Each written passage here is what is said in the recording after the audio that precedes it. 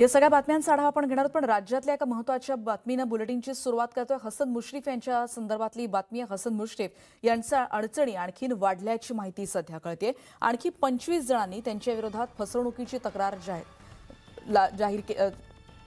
तक्रार केल्याची माहिती कळते। मुश्रीफ यांनी कारखाना उभारणीसाठी पैसे घेऊन फसवणूक केल्याचा आरोप या सर्वांनी केलाय। आतापर्यंत 43 शेतकऱ्यांनी ही तक्रार केल्याचं कळतंय आणि या संदर्भात आर्थिक गुन्हे शाखेकडे हा तपास आता वर्ग करण्यात आल्याची माहिती सध्या कळते। त्यामुळे ही तक्रार आता दाखल झाली आणि अधिक माहिती घेणार आहोत ज्ञानेश्वर साळुखे आमचे प्रतिनिधी आता आपल्या सोबत आहेत। ज्ञानेश्वर, काय अधिक तपशील?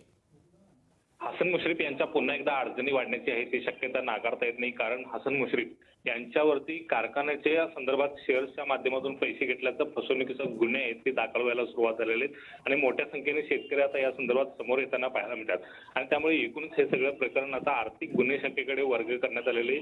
आज सुद्धा 25 ते 30 शेतकऱ्यांनी या संदर्भात हसन मुश्रीफ यांच्या विरोधातले आहेत ते गुन्हे दाखल केलेले आहेत आणि त्यामुळे या गुन्ह्यांची संख्या दिवसेंदिवस वाढताना पाहायला मिळतात। त्यामुळे फसवणुकीचा आकडा जो आहे तो 40 कोटीपर्यंत जाण्याची भीती आहे ते व्यक्त केली जाते आणि त्या अनुषंगाने प्रत्येक शेतकऱ्यांच्याकडून हसन मुश्रीफ यांनी 10,000 रुपये शेअर्ससाठी घेतले होते आणि त्यातून हा कारखाना उभा केला होता।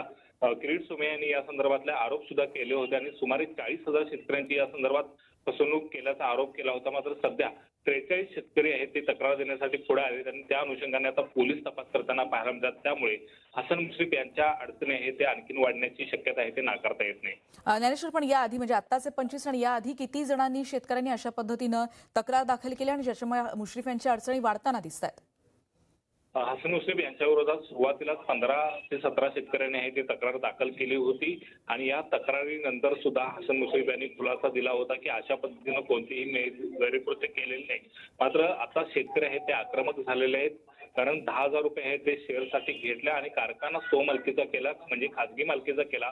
सहकारी तत्वावरती कारखाना उभारण्यासाठी आम्ही पैसे दिले होते, मात्र आता आम्ही त्यामध्ये सभासद नाही आणि त्यामुळे आमची फसवणूक झाल्याचा दावा आहे ते शेतकरी करताना पाहायला मिळतात आणि त्या अनुषंगाने शेतकऱ्यांचा तक्रारीचा ओघ वाढताना पाहायला मिळतोय। त्यामुळे हसन मुश्रीफ यांच्या अडचणी सुद्धा वाढताना पाहायला मिळतात आणि या तपासामध्ये आता नेमकं काय येतंय पुढे हे सुद्धा पाहणं महत्त्वाचं असणार आहे। एकूणच या सगळ्या प्रकरणावरून हसन मुश्रीफ यांची चौकशी सुरू आहे।